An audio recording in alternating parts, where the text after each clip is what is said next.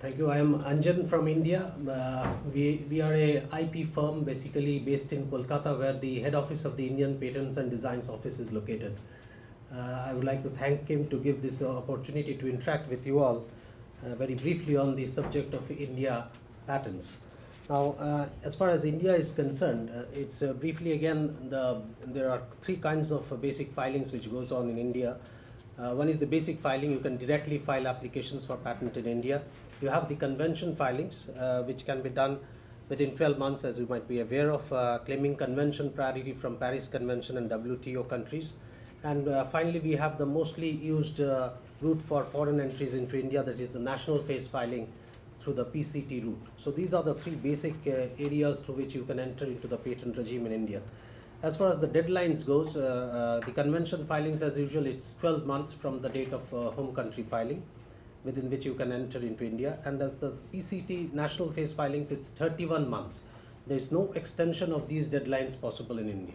So that's very critical, and you have to timeline your entry into India based on the national phase filings. So that's very critical. As regards the national phase filings, I just want to make one point. Of late, the Indian Patent Office has issued a manual of patent practice to be followed by the Indian Patent Office. There they have mentioned that as far as Article 41 amendments are concerned, you can carry out Article 41 amendments only after you have entered the national phase in India with the text of the international phase of the application. So whatever amendments you do in Chapter 1 or Chapter 2 of the PCT international filing, with those amendments you can enter the national phase in India. And as far as Article 41 further amendments during national phase prosecution, it can be done only after you have done the entry, paying the requisite fees as per the international filing. So that's very important, and the Indian Patent Office has issued a manual direction to implement that. As far as the excess claim fees are concerned, for 30 sheets and up to 10 claims, there are no excess fees. But beyond that, when you go beyond 30 sheets, there is an excess claim fee and excess sheet fees. And for more number of claims beyond 10, there is additional charge as well. Acceleration of patent grants. Now, you see, there are possibilities of accelerating as far as the direct filings and the basic filing as well as the convention filings are concerned. What we suggest is that you enter India as early as possible, then request for an early publication. There is the normal 18-month publication in India. So if you want to expedite it, you are in a hurry, you go and file a request for early publication and then immediately request the examination of the application. So this will actually cut short the timeline, and you fall in the queue as far as the examination process is concerned at a much earlier point of time.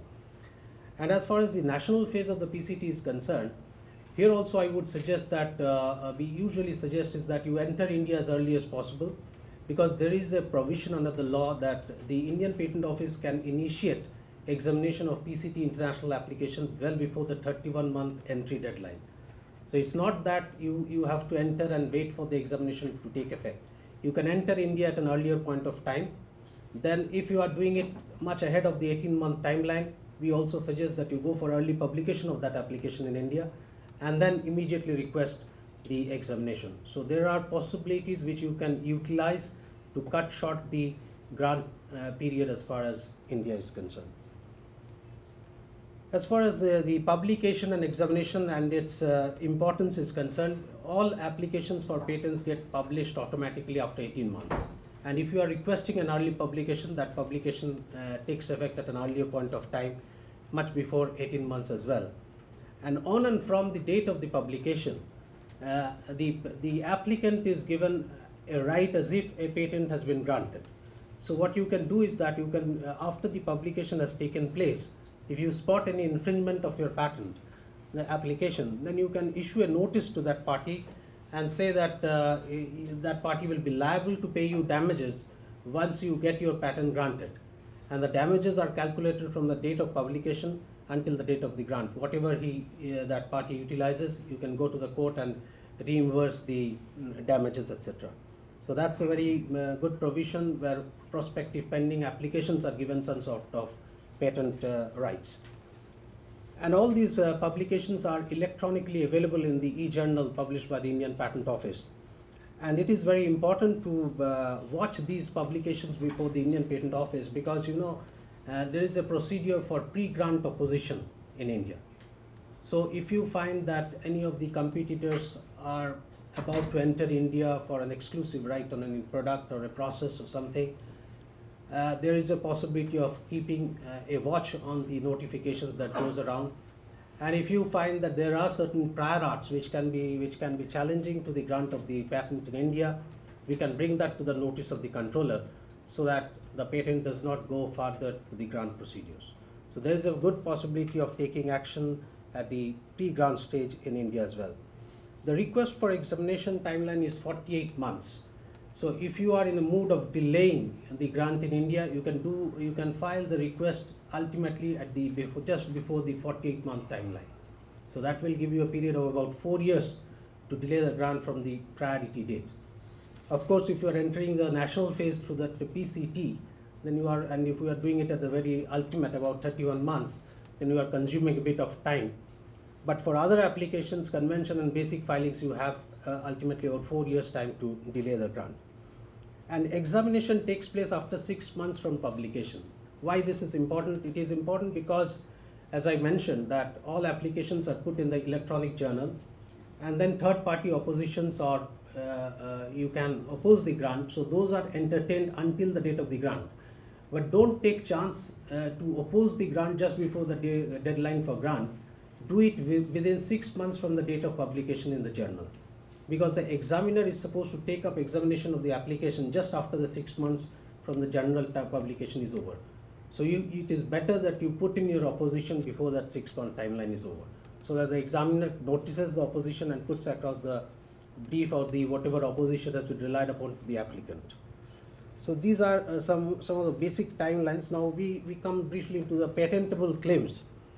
Now you see, India has got a very peculiar sort of allowability limitations. Now they say that you can get a new product or a process patented, whereas use claims are ideally not allowed in India.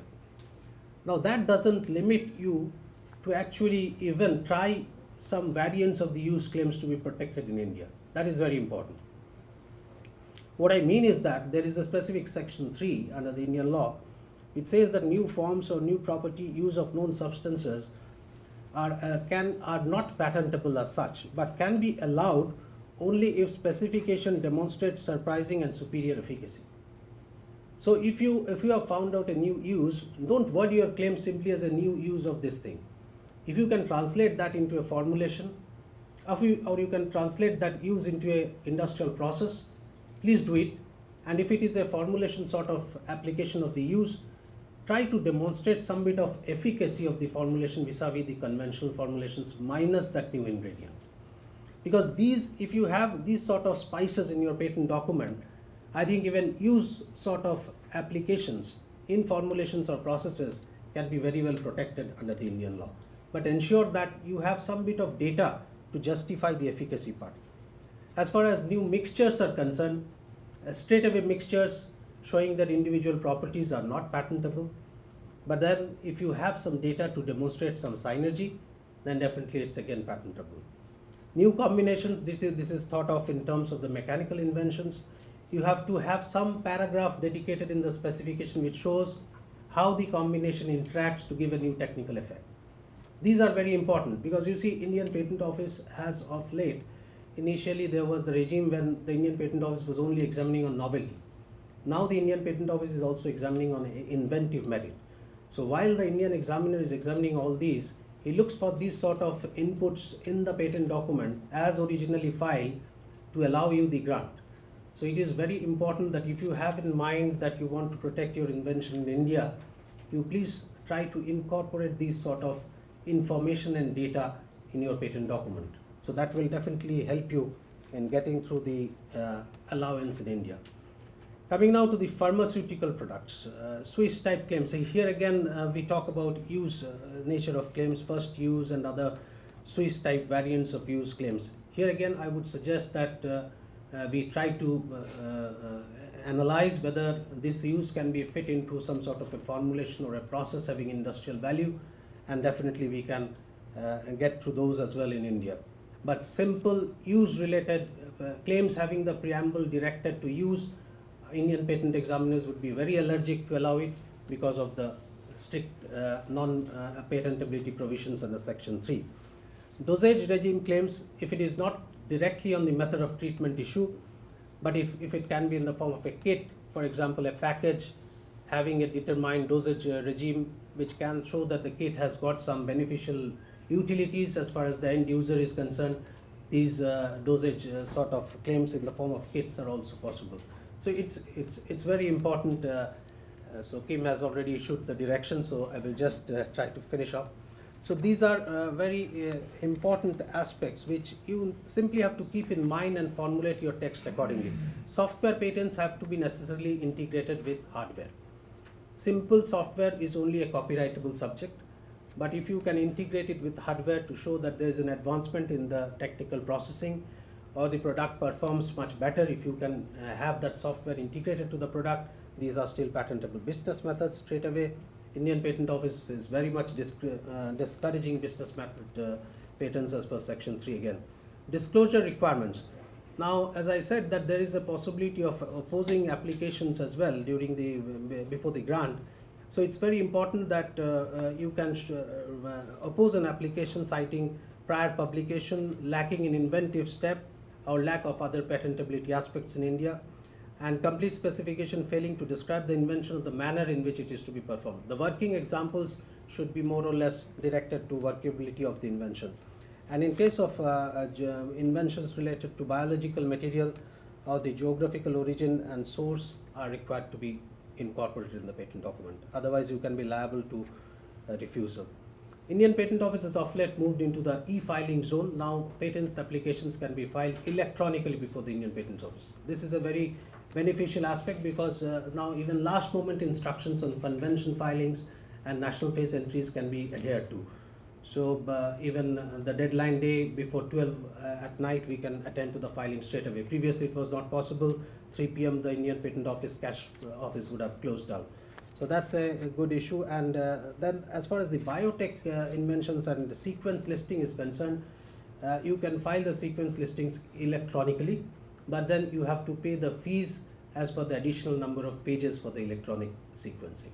So you pay the additional number of fees counted as if hard copy printouts are being taken, but you can submit the document electronically without taking printouts. So that is all. If there are any other questions, I would be pleased to answer those. Thank you very much for your patience.